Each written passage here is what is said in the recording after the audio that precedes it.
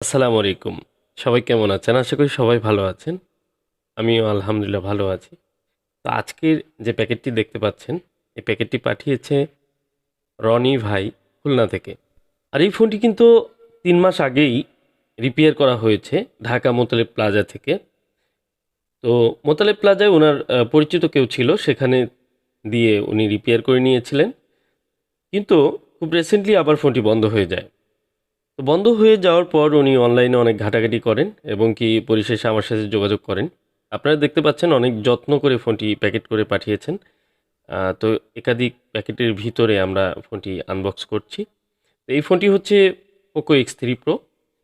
সাধারণত আপনারা জানেন যে পোকো X3 Pro বা বিভিন্ন ধরনের ফোনগুলোতে যে সিপিইউ ইস্যু হচ্ছে, এগুলো কাজ করতে গিয়ে অনেক ফোনে অনেক সমস্যা হচ্ছে, আবার অনেক ফোন ভালোভাবে রিপেয়ার হচ্ছে। অনেকে রিপেয়ার করে ভালোভাবে ইউজ করতে পারছেন না। অনেক সমস্যা হচ্ছে। তো যা হোক, আজকের যে ফোনটি পোকো X3 Pro, এটি ঢাকা থেকে বা মোতালেব প্লাজা থেকে কিন্তু রিপেয়ার করা হয়েছে। তো এই ফোনটির ভিতরের কন্ডিশন কি? এটি পুনরায় আবার ডেড হয়ে গিয়েছে। তো কেন ডেড হলো এবং কি কাজের কোয়ালিটি কেমন আছে, এই বিষয়গুলো আমরা দেখব। সেই সাথে এই ফোনটি আবার রিপেয়ার হয় কিনা। সবচেয়ে বড় বিষয় হলো যে এই ফোনটি যখন ডেড হয়ে যায় উনি আমার সাথে যোগাযোগ করেন। আমি কিন্তু ওনাকে বলি যে আপনি অবশ্যই প্রথম যাদের কাছ থেকে রিপেয়ার করেছেন তাদের সাথে কথা বলুন। দেখুন তারা কোনো সার্ভিস করে দেয় কিনা। তো এই ফোনটি দেখতে পাচ্ছি যে সিপিইউ রিবোলিং করা, স্টিল কাটিং করে সিপিইউ রিবোলিং করেছে এবং কি বাকি সব কিছু ঠিকঠাক আছে। পাওয়ার সেকশনে কোনো কাজ করা হয়নি। তো আমি মাইক্রোস্কোপে নিয়ে যাব আপনাদের সরাসরি। দেখুন, এই ফোনটি কিন্তু সিপিইউ রিবোলিং করা হয়েছে। আশেপাশে আমি কিছু গুঁড়ো গুঁড়ো বল দেখতে পাচ্ছি এবং কাজের কোয়ালিটি আপনারা যাচাই করবেন। তো আমার বিভিন্ন ধরনের ভিডিও তো রয়েছে।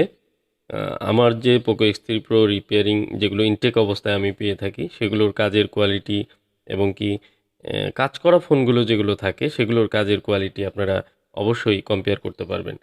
তো এই ফোনটি যখন উনি আমাকে মেসেজ দেয়, আমি ওনাকে বলি যে আপনি তাদের সাথে যোগাযোগ করুন। ওনারা যদি সার্ভিস করে দেয় সবচেয়ে ভালো। তো ওনারা বিভিন্ন কথা বলেছে। উনি আসলে চাচ্ছিলেন না সেখান থেকে রিপেয়ার করতে দ্বিতীয়বার। যে কারণে উনি আমার কাছে পাঠিয়েছে। আরেকটি বিষয় হচ্ছে সবচেয়ে গুরুত্বপূর্ণ বিষয়, সেটি হচ্ছে ওনার এই ফোনে কিছু ডাটা রয়েছে যেগুলো ওনার জন্য খুবই গুরুত্বপূর্ণ। তো দেখুন, এখানে একটি রেজিস্টর মিসিং রয়েছে সিপিইউর পাশে। তো আমি এই রেজিস্টরটি মিসিং অবস্থায় পেলাম। তো যা হোক, আমি সম্পূর্ণ রিবোলিং সহ এবং কি যে সমস্যাগুলো রয়েছে এগুলো সমাধান করে চেষ্টা করব ফোনটা অন করতে। আর এই ফোনটার ক্ষেত্রে যে ডকুমেন্ট রয়েছে ওনার ডকুমেন্টগুলো আগের মতো আশা করি ফেরত পাবেন। উনি আমাকে বারবার একটি কথা জিজ্ঞাসা করছিলেন যে ভাই, দ্বিতীয়বার সিপিইউ রিবোলিং করতে গিয়ে কি কোনো ডকুমেন্ট লস্ট হবে কিনা। তো সেক্ষেত্রে আমি পরিষ্কার করে বলি যে যদি আপনার ফোনটিতে কোনো সফটওয়্যার ইস্যুস না থাকে বা সফটওয়্যারে কোনো কাজ না করতে হয়, তাহলে সাধারণত সিপিইউ রিবোলিং করে ফোনগুলো অন হলে কোনো ডকুমেন্ট লস্ট হয় না। তো যা হোক, পরবর্তীতে ফোনটি উনি আমার কাছে পাঠিয়ে দেন এবং কি উনি একজন স্টুডেন্ট মানুষ, বারবার টাকা খরচ করতে চাচ্ছিলেন না। আমি ওনাকে অভয় দেই যে যতটা সম্ভব আন্তরিকতার সাথে আমি কাজ করে দেব। দেখুন, আমি প্রসেসরটি রিমুভ করে নিয়েছি এবং প্রসেসরের নিচে কিন্তু কোনো ক্যাপ নেই।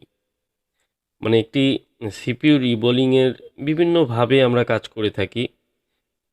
এই প্রসেসরের নিচে 4টি ক্যাপাসিটর থাকে, আর এগুলো না থাকলেও চলে, কোনো সমস্যা নেই। কিন্তু কাজের কোয়ালিটি ধরে রাখতে চাইলে অবশ্যই আপনাকে ক্যাপাসিটরগুলো রেখে কাজ করতে হবে এবং কি ফোন কোম্পানি যেভাবে ফোনগুলো দিয়ে থাকে আমরা কিন্তু সেভাবেই কাজ করার চেষ্টা করে থাকি।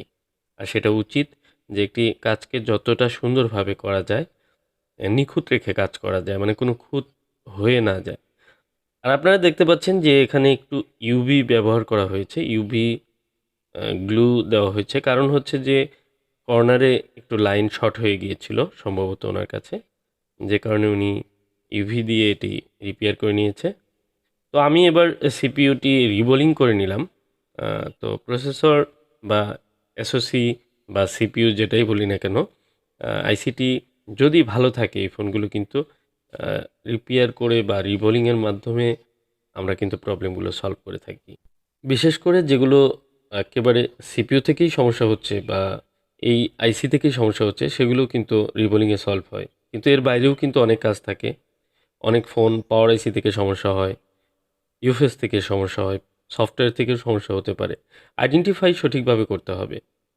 যা হোক, এই ফোনটি আমি সুন্দরভাবে রিবোলিং করে আবার আইসিটি ইনস্টল করছি এবং ফোনটি রান হয় কিনা সেটি দেখব। সেই সাথে আমার একটি রেজিস্টার এখানে লাগিয়ে দিতে হবে। তো সব মিলিয়ে কমপ্লিট করে ফোনটি অন হওয়ার জন্য আশা করি অন হয়ে যাবে। অপেক্ষা করব। ভিডিওটি সম্পূর্ণ দেখার জন্য অনুরোধ করছি। আসলে সমস্যাটি আপনার। আপনার এই ফোন আপনি কিভাবে কাকে দিয়ে রিপেয়ার করবেন সেটা আপনার বিষয়। কিন্তু আমি সবসময় বলি যে একজন দক্ষ কারো কাছে যান যেন রিবোলিংয়ের কাজটি সুন্দর হয়। আর অনেক সময় অনেক বড় বড় শপ থাকে, সেগুলো অনেক বড় দোকানে বা অনেক সুন্দর গেটআপে ডেকোরেশনে সুন্দর বসে আছে, কিন্তু কাজের অভিজ্ঞতা তেমন নয়। তাদের দিয়ে কাজ করালে কিন্তু আপনার হয়তোবা ভিতরে ভিতরে আপনার একটি শান্তি কাজ করবে যে খুব সুন্দর একটি জায়গা থেকে কাজ করালাম, কিন্তু আপনার ভিতরে ফোনের মাদারবোর্ড বা ফোনের কাজের কন্ডিশন কেমন সেটি কিন্তু আপনি জানবেন না। যা হোক, ইন্টারনালি আইসিতে কাজ করতে গেলে আসলে উম, অনেক বিষয় খেয়াল রেখে কাজ করতে হয়। এগুলো ত্রুটিমুক্তভাবে কাজ করা, একটু সুন্দরভাবে কাজ করা খুব চ্যালেঞ্জিং বিষয় হয়ে দাঁড়ায় অনেক সময়। বিশেষ করে আমরা প্রসেসরের কাজ যারা করি, এটি খুবই সেনসিটিভ। যাক, আলহামদুলিল্লাহ ফোনটি কিন্তু অন হয়েছে। পোকো লেখা যেহেতু চলে আসছে, আসলে একটি আহ, ফোন চ্যালেঞ্জিং কাজ যেগুলো থাকে, বিশেষ করে কাজ করা ফোন থাকে, সেগুলোর মধ্যে অনেক সময় অনেক ত্রুটি থাকে। ইউভি অ্যাপ্লাই করতে হয় অনেক সময় শর্ট থাকে। তো কাজ করতে গিয়ে অনেক কিছুই অভিজ্ঞতা হয়েছে, অনেক দেখেছি, যে কারণে এই অভিজ্ঞতাগুলো কিন্তু আপনাদের সাথে শেয়ার করি। তো কেউ খারাপভাবে নেবেন না। অনেক ভালো মন্দ অনেকে অনেক কাজ করছেন। তো যারা একেবারে কাঁচা হাতে কাজ করতে গিয়ে আইসিগুলো খারাপ করছেন, মাদারবোর্ড ড্যামেজ হয়ে যাচ্ছে, তাদেরকে বলবো, অনুরোধ করব যে আপনারা একটু প্র্যাকটিস করুন, অভিজ্ঞতা বাড়িয়ে তারপরে কাজ করুন। অনেক ফোন নষ্ট হচ্ছে। তো দেখুন, এই যে এখানে ওনার যে ডকুমেন্ট, ওনার ওয়ালপেপার কিন্তু রয়েছে। ডকুমেন্টগুলো উনি রিটার্ন পেলেন, কারণ এটি ওনার অনেক ইম্পর্টেন্ট ছিল। তো আমি এখন ফোনটি ক্যামেরা সহ সব কিছু লাগিয়ে তারপরে অন করে নেব। আর এই ধরনের ফোন যারা মূলত কাজ করাবেন, তারা অবশ্যই একটু ভেবে চিন্তে একজন এক্সপার্টের কাছে দিবেন। কারণ একটি শপে কিন্তু ৫ জন থাকলে ৫ জন কিন্তু এই ব্যাপারে এক্সপার্ট থাকে না। এটি হচ্ছে একটি বিষয়। এই জিনিসগুলো অনেকে বুঝেন না। অনেকে মনে করেন যে যাকে তাকে দিয়েই রিবোলিংয়ের কাজটা করলেই তো হলো। তো ফোন অন হলেও কিন্তু ফোন ভালো চলবে না। আপনার টাকা যাবে, আপনার লস হবে। এই ফোনটি অনলি ৩ মাসের মতো রিবোলিং করে ইউজ করতে পেরেছেন। তারপরেই বন্ধ হয়ে গিয়েছে। তো কাজের এখানে কোয়ালিটির ব্যাপার রয়েছে। কাজ যদি ভালো না হয় তাহলে বেশি দিন টিকে না। সহজ কথা। আর যেখান থেকে কাজ করবেন তারা যদি একটি নির্দিষ্ট সময় ওয়ারেন্টি বা কোনো ইয়ে দেয় যে তারা দেখে দিবে কোনো সমস্যা হলে, এটি আপনার জন্য একটি পজিটিভ দিক থাকবে।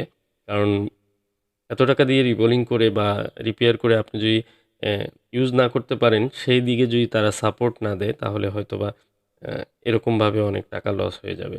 কিন্তু এই ফোনগুলো আমি অভিজ্ঞতা থেকে বলছি যে অনেক ফোন আমি রিপেয়ার করেছি। ভালোভাবে চলার মতো একটি ফোন, খুব ভালো একটি ফোন। প্রসেসর ইস্যু অনেক ফোনে হচ্ছে, তার মধ্যে Poco X3, X3 Pro এগুলো অন্যতম। দেখুন, উনি চিরকুটে লিখেছেন ডাটাগুলো খুবই গুরুত্বপূর্ণ। হুম? তো আজকের মতো ভিডিওটি এ পর্যন্তই। সবাই ভালো থাকুন, সুস্থ থাকুন এই প্রত্যাশায়। আসসালামু আলাইকুম।